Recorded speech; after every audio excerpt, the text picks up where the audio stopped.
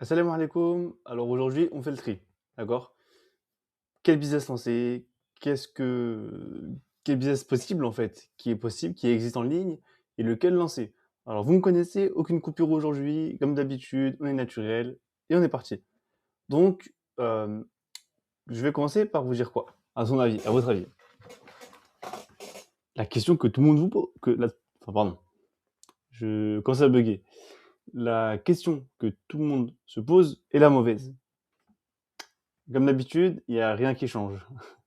En tout cas, la question, c'est pas se dire quel business fonctionne. OK?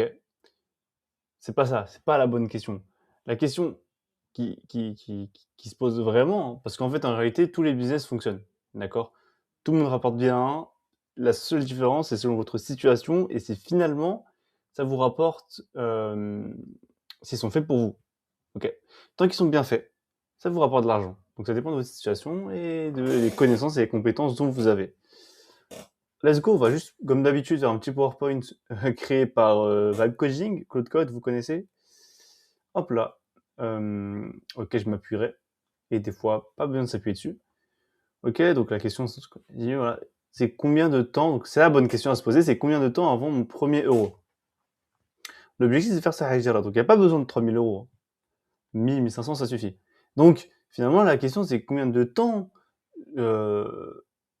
combien de temps il faut pour avoir mon premier euro selon le business. Ok, et donc, moi, ce que je vais faire aujourd'hui, c'est surtout passer en revue les modèles un par un. D'accord. Euh, Alors, bien sûr, je vais remettre ma tête. Ok, donc il y a plusieurs types de business, d'accord. Il y a tout d'abord le freelance. Ok, d'accord. Le freelance, en gros, c'est. Vous allez voir après. Je vais pas vous expliquer maintenant. Donc, il y a différents types de business. On va voir tous les business un par un. Donc, le freelance, l'e-commerce, le produit digital, et je le répète, et spoiler alert, ce n'est pas un business en ligne. On ne vend pas de produit digital, d'accord? On le donne gratuitement. C'est une stratégie qui s'appelle le lead magnet. Mais on ne vend pas de produit digital. Ça ne fonctionne pas de vendre des PDF. Ça ne fonctionne plus. Ça marche plus. Les gens, ils disent, j'aurais me lancer dans le marketing digital. Mais c'est pas un business, le marketing digital. C'est pas un business. C'est du marketing dans les canaux d'acquisition digitaux. Par définition, le marketing digital, c'est ce qui permet d'attirer des clients et les convertir dans les canaux d'acquisition digitaux. À l'époque, il n'y avait pas les réseaux sociaux. Donc le marketing traditionnel, c'était faire de la presse, du partenariat avec la presse, passer dans les radios, c'était faire des pancartes, des affiches, faire du porte-à-porte. Ça, c'est du marketing traditionnel. Le marketing digital, c'est les mêmes stratégies dans le digital. Donc via les réseaux sociaux, via les publicités, etc., etc. Ce n'est pas un business. Un business, c'est l'e-commerce, par exemple. Mais là, on fait du marketing dans l'e-commerce, c'est obligé. Bref, donc pour chacun, il y a aussi l'affiliation, le business affiliation, la formation, et en B2B. Et en B2B, il y a deux types de choses, en agence ou en intermédiaire, en tout cas vendre des prestations de services. On peut regrouper freelance et B2B, hein, parce que c'est en B2B les freelances, d'accord. Et donc pour chacun, je vais vous donner trois choses. Ce que ça rapporte, ce que ça coûte et combien de temps avant d'arriver à votre premier euro pour chacun de ces business-là. À l'issue de cette vidéo-là, vous saurez donc comment, enfin surtout quel business lancer. C'est le jour numéro 1. Ok. Pour rappel, il y a un sprint de 7 jours. Vous avez donc notamment la formation gratuite qui vous montre de A à Z comment lancer votre business en ligne. Ça, c'est un des cours. Et la formation gratuite, elle se retrouve dans la description, gratuitement. Oui, 300 cours, gratuits. Et pour ceux qui veulent se faire accompagner, vous avez 1 heure, donc vous avez la possibilité de candidater pour 1 heure de coaching gratuit. Pareil en description. Du coup, on est reparti. Et avant toute chose, avant de savoir les différents business, etc., etc., il faut savoir quelque chose qui est primordial. Il faut faire une séparation. Ok, une séparation qui est extrêmement importante. C'est aussi l'issue d'un cours dans ma formation gratuite. En fait, dans un business, c'est soit tu vends à des particuliers, soit tu vends à des entreprises. Le point positif, c'est que les particuliers, ils se décident rapidement. Donc, en fait, les décisions, le cycle de décision est beaucoup plus court. Et donc, finalement, tu peux acheter sur un coup de tête. Donc, les gens, ils peuvent avoir des achats compulsifs. Soit, donc ça s'appelle du B2C. OK? B2C. Business to consumer, OK? Mon anglais est merdique, mais c'est pas grave. Donc, soit tu vends à des entreprises. Vendre à des entreprises, c'est aussi intéressant. Cependant, euh, enfin, c'est intéressant. Pourquoi? Parce qu'en B2C, ok, B2C, donc pour vendre à des particuliers, vous pouvez pas vendre des grosses prestations à 1000 euros, 2000 euros. Ok, c'est clair. Donc, il faut avoir beaucoup de trafic. Alors qu'en entreprise, donc ça s'appelle du B2B, donc vendre à des entreprises, business to business, les entreprises payent des prestations à 2-3 000 euros, c'est normal. Faut pas dire, ah ouais, mais non, je vais vendre une prestation à 3-4 000 euros, c'est bizarre. Non, si ça, c'est pour les particuliers, c'est bizarre. Pour les entreprises, c'est tout à fait normal. C'est normal. Le problème, c'est que les cycles de décision sont longs. Donc ça veut dire que, en fait, il faut savoir qu'il y a plusieurs décideurs. Quand tu vas contacter un décideur, il y a aussi la personne plus haut qui doit accepter la décision. Donc généralement, quand on va essayer de convaincre la personne, c'est la personne la plus haute qui a en fait le pouvoir de décision en entreprise. Le truc, c'est que même si la personne a le pouvoir de décision, des fois, elle doit regarder les finances, elle doit parler avec certaines équipes, se mettre d'accord, etc. Donc, des fois, le cycle peut être plus long. Mais c'est beaucoup plus intéressant en termes d'argent. Okay, mais ça retient bien parce qu'on va y revenir. Dernière chose avant de commencer, tous les chiffres que je vais te donner viennent du cours qui est dans ma formation gratuite, et c'est des ordres de grandeur du marché. C'est pas des promesses. Ça veut dire que si je dis 150 000 euros, tu vas pas gagner 150 000 euros. C'est des ordres de grandeur pour comprendre un peu de la part de marché. Okay, c'est hyper important de comprendre ça, sinon on ne pourra pas avancer de manière claire. Donc le premier modèle, c'est le freelance. Okay, tu vends ton expertise directement à des clients. En fait, tu n'as rien à créer, rien à stocker, rien à avancer. En gros, concrètement, tu lances, donc en gros, il faut avoir en fait des connaissances et des compétences à avoir. Alhamdoulilah, grâce à la formation gratuite, tu as des compétences et des connaissances que tu vas avoir. Tu peux trouver un travail. Tu peux lancer un business de freelancing parce que tu as les connaissances et les compétences, tu deviens un expert gratuitement. Le lien est en bio. Okay, si tu es intéressé, mets un commentaire. C'est pour TikTok. Bref, le freelance, c'est intéressant parce qu'il faut, en fait, une fois que tu as des connaissances et des compétences, en fait, tu n'as pas besoin de stocker quelque chose. D'accord? Donc, tu vends ton expertise.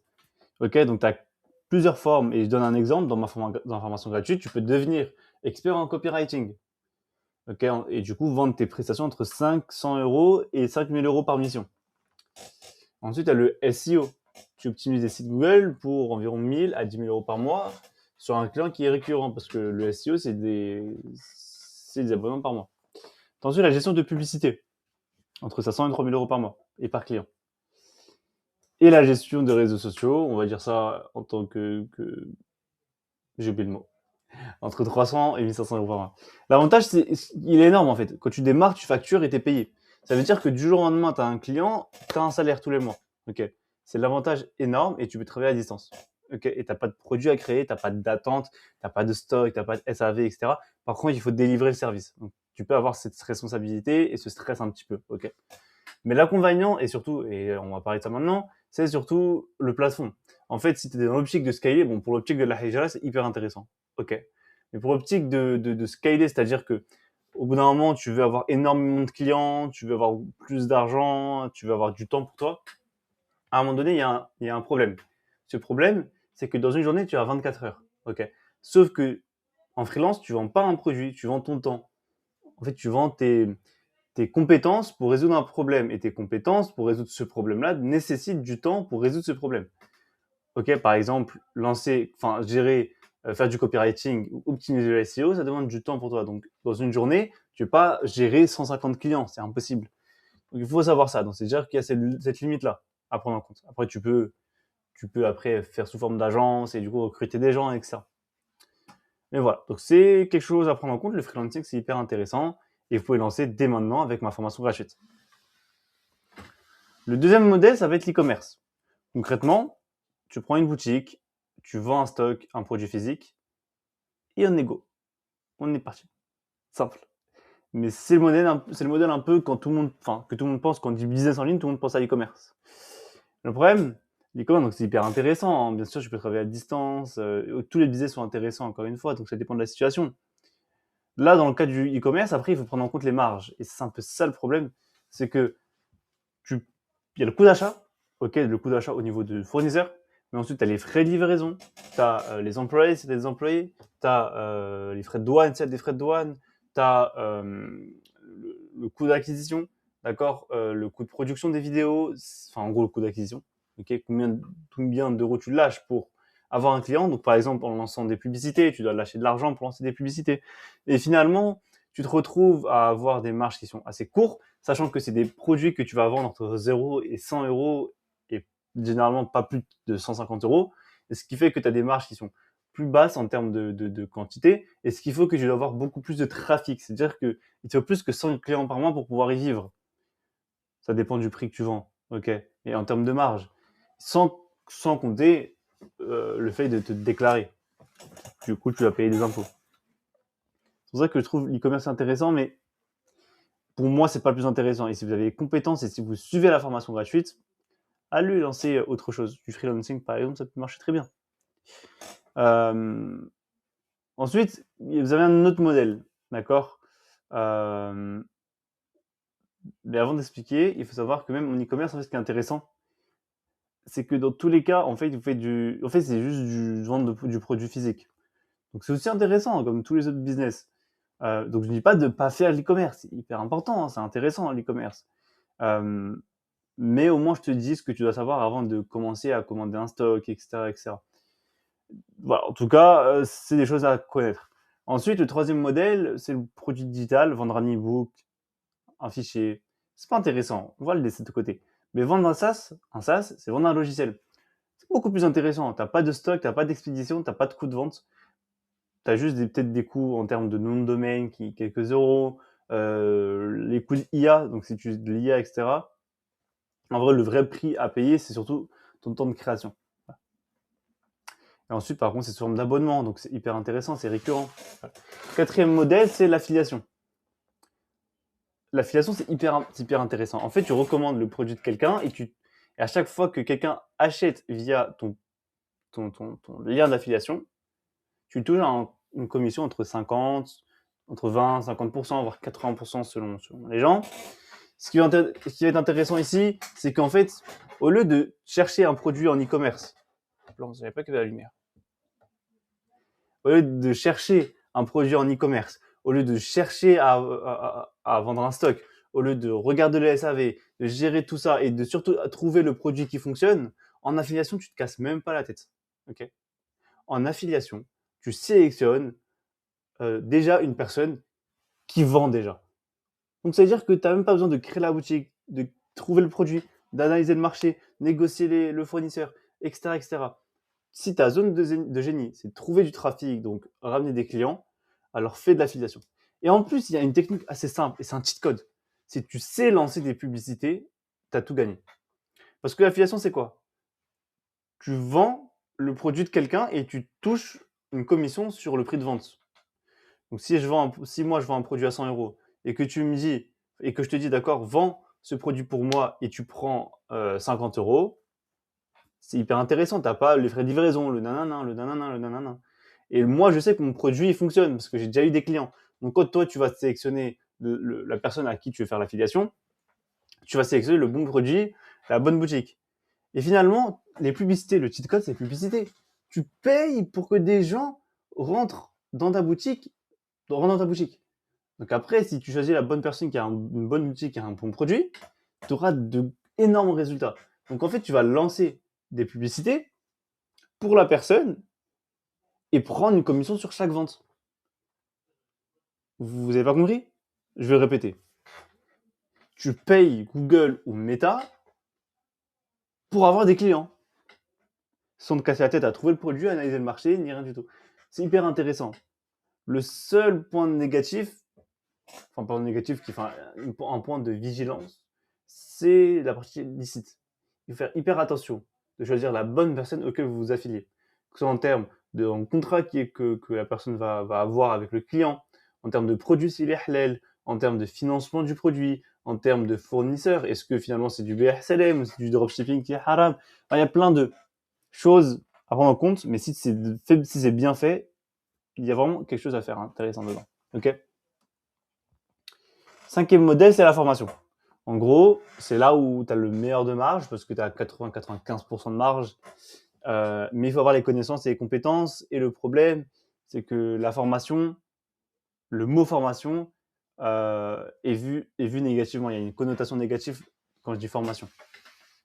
C'est un peu le point négatif. D'accord. Oula, pardon. Donc, ensuite, tu as le dernier business qu'on va parler aujourd'hui, ça va être le B2B. Donc, en gros, enfin, en B2B, quand je dis ça, c'est le format SMMA, ok, donc agence.